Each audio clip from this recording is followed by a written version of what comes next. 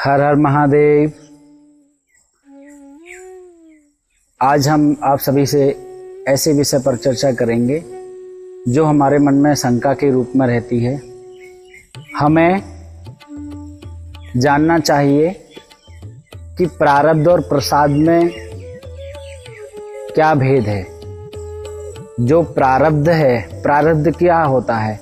प्रारब्ध होता है जो हमारे पूर्व जन्म जन्मांतरों में किए गए कृत्य, उनके फलस्वरूप जो भी हमें प्रदत्त किया जाता है वही प्रारब्ध है।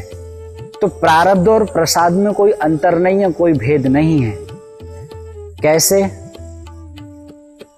किसको एक ही समय में जब जन्म होता है तो जन्म होने पर एक ही समय होता है और उसी समय में एक बहुत धनी घर में जन्म लेता है और जन्म लेते ही अरबपति करोड़पति बन जाता है, धन धान्य संपन्न आदि से व्यवस्थित होता है और एक छोटी सी किसी कुटिया में जन्म लेता है। और वे जन्म के बाद ही, लेकिन इसमें दोष आपके माता पिता का नहीं है, दोष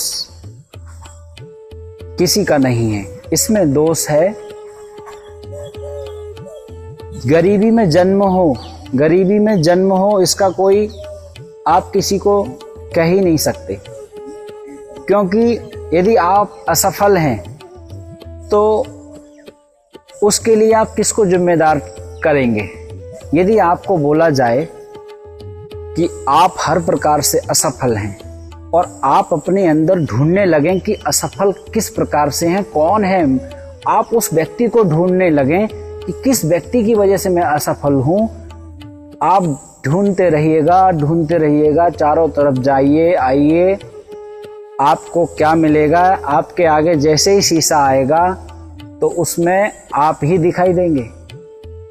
यानी असफल होने का भी आप किसी पर आरोप नहीं लगा सकते, क्योंकि असफल रहने के कारणों में जिम्मेदार आदमी खुद होता है यदि वह असफल है तो। इसलिए जब जन्म होता है तो जन्म के समय एक कुटिया में जन्म लेता है और एक महल में जन्म लेता है।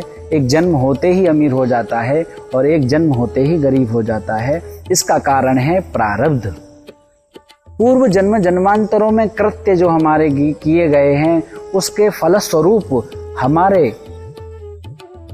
उस आधार पर हमें आगे के लिए हमें जन्म आदि और हमारे लिए व्यवस्थाएं दी जाती है। और अभी जो कर्म करते हैं उसके फलस्वरूप हमें आने वाले टाइम में, तो कुछों का ऐसा प्रश्न होता है जो दुष्ट हैं, जो भगवान को श्रद्धा नहीं रखते, जो कुकृत्य करते हैं, वे ज़्यादा प्रसन्न हैं, वे ज़्यादा अच्छे रहते हैं, जो ज़्यादा भक्ति करते हैं वे ज़्यादा दुखी रहते हैं। ऐसा नहीं है।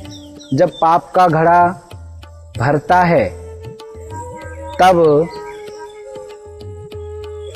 वे फूट ही जाता है, पता ही नहीं चलता। तो जैसे ही उसके प्रारब्ध के कारण उसको जो मिला है वह मिलेगा ही, अच्छा मिलेगा। लेकिन यदि वह वर्तमान में यदि सही नहीं कर रहा है, गलत कर रहा है, तो उसके लिए भी उसको तैयार रहना चाहिए। क्योंकि जब पाप का झापड़ लगता है तो पुण्य ऐसे समाप्त हो जाते हैं जैसे अग्नि में डाला हुआ जल। जल को जब हम अग्नि में डालते हैं या कोई गर्म बर्तन में डालते हैं तो वे जल ऐसे नष्ट हो जाता है, पता ही नहीं चलता। तो उसी प्रकार से जब पाप बढ़ने लगता है और जब वे मारता है तो पुण्य, जो थोड़े बहुत पुण्य का तो पता ही नहीं चलता है। बड़े भारी पुण्य किए हुए होता है तब भले उसको सामर्थ्य आए तब उसके साथ, लेकिन जब पाप पूर्ण हो जाते हैं तो पाप आदमी मनसा वाचा कर्मणा, मन से वचन से कर्म से जो व्यक्ति पाप नहीं करता। कलयुग में तो यह भी प्रभाव है कि मन से आदमी सोच ले तो कोई इतना बड़ा भारी दोष नहीं है, लेकिन वचन से और कर्म से ना करे। यदि वचन से और कर्म से भी वे पाप करता है तो उसका जिम्मेदार वे स्वयं हैं और भगवान जाने उसके साथ आने वाले समय में कैसे कृत्य होंगे, क्योंकि छोड़ा किसी को भी नहीं जाता। आप गंगा जी नहा करके सोचते हो, ये सोचते हो कि पाप धुल गए हैं, तो ऐसा नहीं है। गंगा पुत्र भीष्म को भी ये दिन देखने हुए थे। वो तो गंगा जी के पुत्र थे, भीष्म पितामह। महाभारत आपने देखा होगा, सुना भी होगा, पढ़ा भी होगा। नहीं है पढ़ा है तो पढ़ सकते हो, उसमें भीष्म पितामह जी के विषय में। तो जो गंगा पुत्र होते हुए पाप प्रारब्ध ने नहीं छोड़ा, जिनको अपने पूर्व 100 जन्म तक का याद था कि मेरे 100 जन्मों में मुझे याद है, कृष्ण भगवान से कहते हैं कि मुझे पहले के 100 जन्म याद हैं, मैंने कोई ऐसा कृत्य नहीं किया जिसकी वजह से मैं बाणों की सैया पर लेटूं, तो ये कौन सा मेरा कृत्य है। तो भगवान श्री कृष्ण कहते हैं कि तुम्हें 100 जन्म ही याद हैं, 101 जन्म का तुम्हें बिल्कुल भान नहीं है। तुम याद करो, 101 जन्म में तुमने अपनी तरकस से बाण निकाल करके एक सर्प को जाते हुए उठा करके कांटों की झाड़ियों पर फेंक दिया था। उसके प्रारब्ध के कारण ही तुम्हें देखना हुआ आज ये दिन। तो प्रारब्ध पीछा नहीं छोड़ता है। प्रारब्ध ऐसा है जैसे गाय का बछड़ा हजारों गायों में अपनी माँ के पास चला जाता है, माँ के पास में जाकर के लिपट जाता है। एक जैसे रंग की आप 1000 गायों को छोड़ दीजिए और उनमें से किसी एक का बछड़ा आप छोड़ दीजिए, वह बछड़ा जो है वह अपनी माँ के पास चला ही जाएगा। इसी प्रकार से प्रारब्ध जन्म जन्मांतरों में होता हुआ आपके कुकृत्य कर्म को आकर के पकड़ ही लेगा, जहां जैसी स्थिति जो घटनाएं घटी हैं। तो ये प्रारब्ध के कारण हमारे प्रारब्ध प्रसाद की तरह है। प्रसाद में आपको नहीं पता कि प्रसाद में क्या मिलने वाला है। जो एक अचानक से प्रसाद मिलता है मंदिर से या कहीं से, आपको नहीं पता कि क्या मिल जाए। ऐसे ही प्रारब्ध है कि आपको भान नहीं रहता कि आने वाले समय में आपके साथ क्या होने वाला है। तो प्रसाद की भांति ही सहजता से, सरलता से आप प्रसन्न होकर के माथे से लगाते हैं प्रसाद को लेकर के। प्रसाद शब्द का अर्थ यानी कल्याण। उसी प्रकार से प्रारब्ध को भी अपने माथे से लगा करके उससे स्वीकार करना चाहिए, अच्छे कर्मों को करना चाहिए। तभी आपके जीवन में पुण्य का उदय होगा, ईश्वर की कृपा होगी, भक्ति का प्रादुर्भाव होगा, जीवन में आनंद आएगा। तो ऐसी स्थिति में